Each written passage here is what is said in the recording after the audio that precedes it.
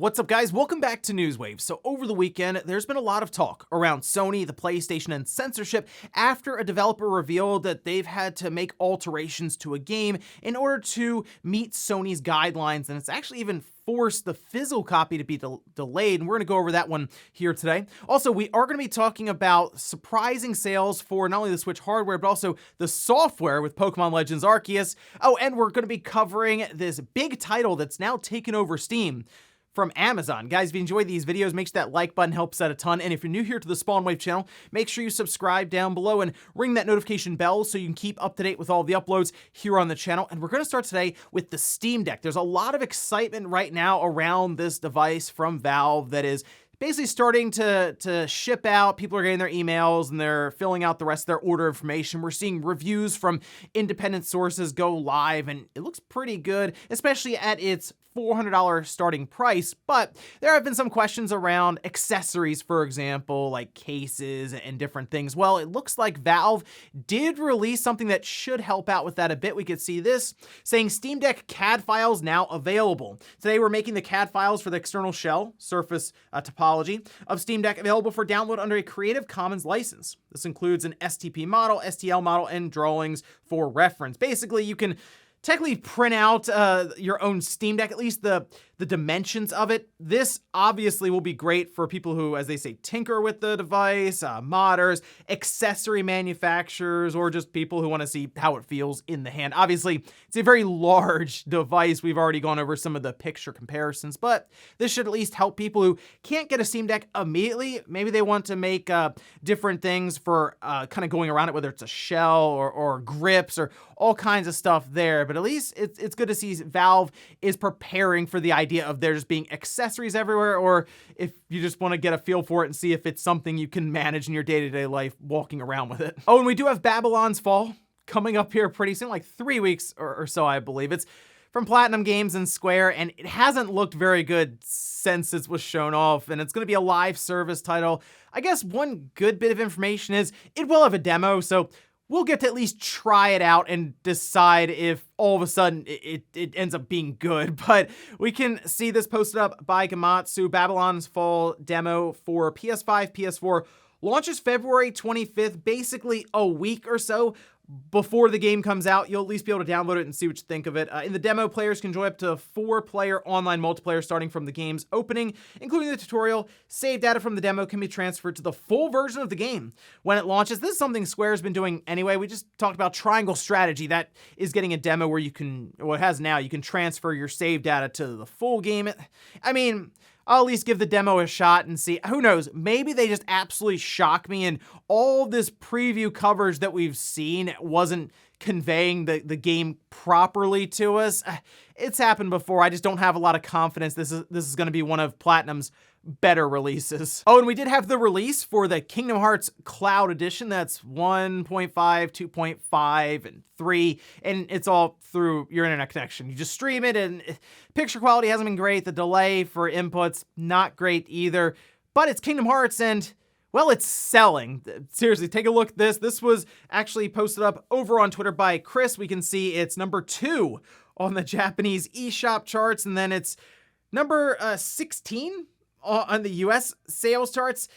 Yeah, this not setting the best message necessarily. I mean, it's Kingdom Hearts. I'm sure there are people who wanted to at least try it out, or I mean, there are demos, so you could have tried it out, but like, they just want to have Kingdom Hearts on the Switch. Like, I think the games would have sold well on the Switch if they were just native ports of the game, and I don't know, maybe this is just easier for them to stream it, although Dying Light 2 got delayed in that stream, so who knows what goes on like the back end side of the technology there. But there you have it. I guess these cloud games, if it's the correct game in general, it's going to sell either way. I wonder if there are people who bought it not realizing it's the cloud edition and now they're kind of stuck with it, but there you go. I guess maybe Square will look at this a bit more going forward, and hey, if we want to get it on the Switch and we're unsure if it'll work, we'll just get it streamed. And guys, with some of the quick news out of the way, let's get into the bigger stuff. Let's start right away with the conversation around Sony, the PlayStation, and censorship. It all comes back to a game called Martha is Dead, because we did have a statement released on Twitter, which we can see here,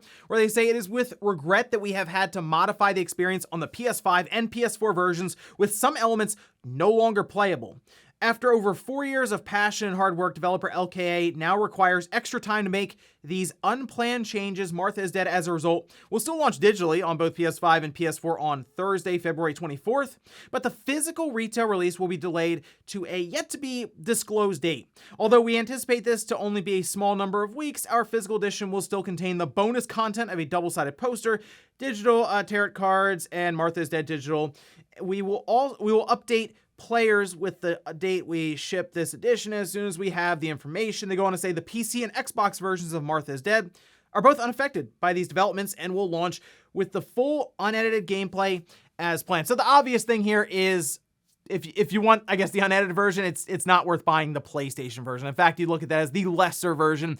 The thing here is, though, we don't necessarily know exactly what's been altered or changed. There are talks going around about a certain scene where, we'll say, your main character performs surgery and it's very interactive. Like, it involves you very much where you're actually like cutting around using like the controller and everything there. And that's what people are pointing to as being altered in some way. Some people were talking that they removed the idea of you just interacting with it at all and the scene's intact. Others saying it's not. We need to see the game to come out, and then people will do all kinds of comparisons, I'm sure, to try to figure out what exactly Sony looked at and said, that's too much for our audience on the PlayStation Store. And that's the biggest thing here is this game passed the ESRB, mature rating, whole thing. It's a horror game. It's on there, big M rating. You kind of know what you're getting into there, especially when you look at all the reasons it's rated mature, which they do go over. You know, maybe like disturbing content, extreme violence, all this stuff.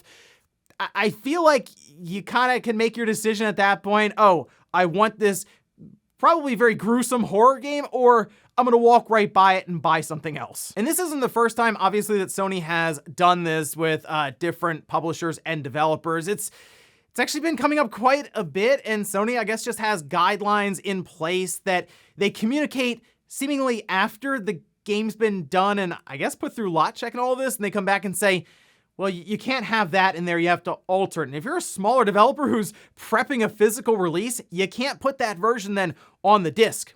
You got to pull it back and say, all right, well, we have to alter it. We can do a patch for the physical copy or the digital copy. We'll get that sent in for confirmation and everything. It'll be ready to go day one. But the physical copy takes weeks to get done with logistics. You have to, put it all together, press the disc, get it boxed and shipped out to stores. In this case, it's going to be delayed. It's just a strange thing, I think, that Sony's doing it and then, like, seemingly no one else. I mean, if this game, we'll say, had released on the Switch based on what Nintendo has been doing, they probably wouldn't have touched it either. Just strangely Sony. And I mean, they put out some pretty disturbing games themselves. I mean, Last of Us Part 2, some pretty mature content in there, and this is something that Sony feels like needs to be changed. Although I will say, if you're an indie developer and you're trying to get your game on the map, if even a little thing like this happens, you might as well just make a post about it and let people know, because I had no idea what this game was, Martha is Dead, and I saw that come up quite a bit in these different Twitter threads and stuff.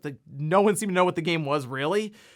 So, hey, at least you get the Streisand effect on your side there, and more people just look into the game in general. As for me, though, I feel like the ESRB is in place for a reason, and if it passes that with a mature rating, it doesn't go to an adult rating, which none of these companies are gonna just put like adult rating games on their storefront. Anyway, if it's through with a mature rating, it's clearly visible. They even have warnings before you start the game up. Hey, it's gonna be some very disturbing scenes in here. It's gonna be very violent. I mean, you've already made your decision. You've bought the game. You've gone through like 4 or 5 different doors confirming that you want to play it. At that point, hey, I mean, all the warnings are there. You've made your decision. There you go. So I don't really know why Sony feels the need to do this consistently, it seems, but that's kind of where we are. If you see these games coming out and it's questionable in terms of the content, maybe go to the other platforms, because that is seemingly where the unedited version would be. Next up, let's talk about the NPD sales results for the month of January, because it's a little surprising on the hardware side and the software side. First, though, let's talk about the hardware. Between the 3 different systems, the PS5, the Xbox, and the Switch, we can see this over on Twitter from Matt Piscatella, saying PlayStation 5 was the best-selling hardware platform of January 2022 in both units and dollars. Xbox Series ranked second across both measures, which means the Switch was actually in 3rd place, and that's not typical. Usually the Switch is the best-selling system. I think this is just the case that Nintendo, once again, as we've seen with Sony and Xbox kind of trading off positions there, is just shortages when it comes to hardware itself. And Nintendo mentioned this is something that would be coming up. They seem to be in a good spot throughout last year, but they mentioned, hey, we're going to get to a point where we're just not going to have systems to sell, because typically you have your orders in 6-7 months in advance, and you have that kind of supply when it comes to manufacturing your systems. Then you sort of reorder everything, and that's when you kind of get back in the line. I think Nintendo will get things back on track here in the coming months with a lot of their big time releases, especially in March and then through the summer with what we've seen from that Direct. So here's hoping they can get more and more of those OLEDs and Switch Lite systems in stores. As for the software side, we'll take a look at the top 10 here. And we can see right at the top, Pokemon Legends Arceus. Now, this one was a bit surprising, not because Pokemon Legends Arceus isn't popular or selling, but because it came out right at the end of the month. And this only counts physical copies, digital sales not included at all. So it had a lot going against it to beat out Call of Duty Vanguard, but it did. Remember, Call of Duty typically is like number one in a lot of these charts, but there you have it. Pokemon Legends Arceus took January with like 3 or 4 days on the record there. Then we have Monster Hunter Rise at 3 right below that Call of Duty. The reason it jumped from 94 up to 3 is because of the Steam release. So yes, this does count different games released on Steam as well. Madden NFL 22 and then God of War, same deal, came out on Steam, jumped from 146 up to number 5. So you kind of see why Sony is looking more and more at the PC side of things, because they're making quite a bit of money porting these games over to PC. I mean, look, God of War 2018, it's been out for like 4 years or so. They put it on Steam, they sell it at a premium, and it jumps all the way to number 5. Then we have Marvel Spider-Man Miles Morales, FIFA 22, Mario Kart 8, Rainbow Six Extraction, and then Battlefield 2042. But certainly a good month overall for Nintendo when it comes to software, and a good month for Sony when it comes to their PlayStation hardware, and even technically like their PC releases. Seeing God of War jump so far up in the NPD charts makes you realize why they're making this big push towards PC that I think they will just continue to accelerate throughout this generation. And yeah, it probably will get to a point where a live service game comes out on PlayStation and the PC day one. Sony might be curious what happens with the big marketing push if they both come out at the same time. What kind of revenue can they generate, considering they're selling God of War at a premium and doing pretty well right now? Next up, let's talk about a game that's absolutely taken Steam by storm, and that's Lost Ark. This is a game that was published by Amazon. It originally released in 2019 in South Korea, but now we see it on Steam absolutely crushing it when it comes to concurrent player count that has built continuously over the last few days, jumping over 1 million concurrent players, and it just keeps going. We can see this chart here where we can see Lost Ark sitting at number 2, just under PUBG Battlegrounds. That is for the all-time peak. That's right, all time, which means it's above Counter-Strike Global Offensive, it's above Dota 2, even Cyberpunk 2077 had over 1 million concurrent players. Now, I don't think it's going to get above PUBG, but hey, you never know. PUBG came in at like 3.25 million for its all-time peak, but even like now, throughout the day today, I've seen it bounce around between like 1.2 million and that all-time peak. So it's holding above 1 million players like consistently. Now, this game is free to play, so it's something you can just click download, jump into, and see what you think. There's no like $40 or $50 price barrier like New World you had to buy into to play. But even that, when it came out, was fairly successful. It was popular at least then. I don't know if it's fallen off a bit now, but Lost Ark, another game from Amazon, well, he's published by Amazon, is getting pushed all over Twitch. There's a lot of advertising, and this appears to be another successful launch for Amazon. I'm curious to see how this continues on. Will it keep growing in terms of its concurrent player count, and that player base just continues on for this free-to-play, service-based MMO style game? I've looked at it, and I don't know if it's a game I would necessarily get into, but I do see why people are enjoying it. Kind of has that Diablo-style look to it, and it does sound like there's just a lot to do there. Some people said it's grindy, but it's a free-to-play game. What are you gonna do? But I mean, check it out. It's on Steam. It's free to play, and see what you think. And in our last bit of news, let's talk about Nintendo in the courtroom. Once again, as I've said before, Nintendo does not mess around in the courtroom. They will make an example as they need to out of anyone. And it looks like they've done it once again. We can see this posted up over on The Verge saying Gary Bowser, leader of a group that sold mod chips for video game consoles, has been sentenced to 40 months in prison over his involvement with the organization. This from the Department of Justice in a press release. We, of course, have covered this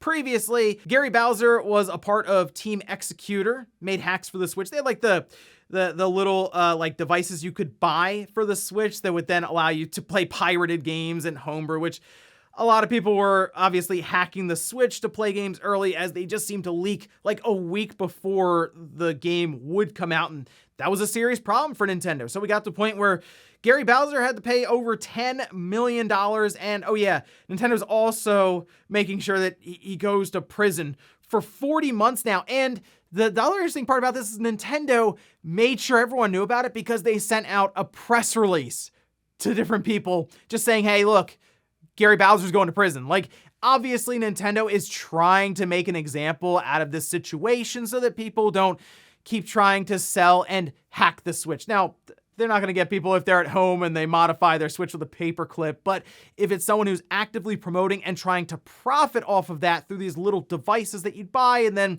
potentially sell storage devices that have a bunch of ROMs and ISO files on it, yeah, they'll make an example out of them. That way the next person doesn't think about doing it. But that's Nintendo. They mean business in the courtroom. And before we go to the comment of the day, we're going to take a look at the poll that I posted up yesterday, where I asked, what do you think about Sony having developers alter games like Martha is Dead to tone a violent game down for PlayStation? And unsurprisingly, 93% said it's not good. If the game clears ESRB, it should be left alone. 7% saying it's good. Sony should curate extremely violent content. I mean, it's going to depend. If you're not really a big fan of extremely violent horror-style games, you're going to be like, well, I don't care. They should do it. But it comes back to how far does it exactly go? Because we've seen some weird ones from Sony where they're like altering cover art of what it doesn't seem that bad, really. So I don't know. That's the biggest thing to me is how far will Sony go with this and how much would it affect releases of different games? Remember, this is just the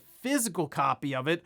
What if they had to just delay the game completely for like a month to fix all of this up? That's not exactly going to go over well with other developers who see that and say, oh, they have over 100 million like users, their install base, so we have to, but they'll remember that in the future because that's certainly not developer friendly. You look at Xbox, Valve in this case, and Nintendo and others, and they seem much more open and hands off when it comes to this. I think that's the correct approach. The ESRB exists for a reason. And we'll finish up with the comment of the day as you're seeing here.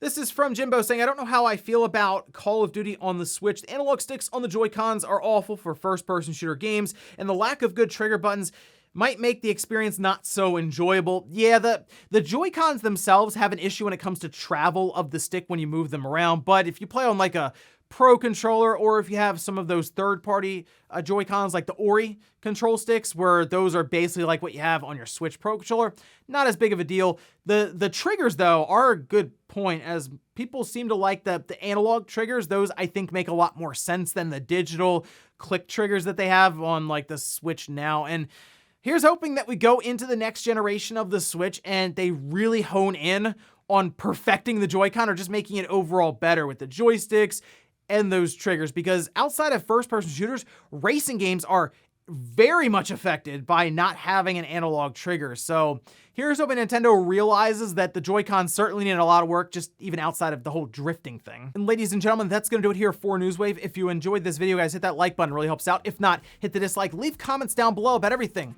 we talked about here today, where Sony and the entire Martha is Dead situation. How do you feel about that? And then also, what about Lost Ark? Have you had a chance to play it? And are you surprised that Amazon's been kind of on a roll now with their different releases? And then Pokemon Legends Arceus taking the top spot for the NPD charts, just counting physical copies. Thanks guys for watching, and I'll see you next time.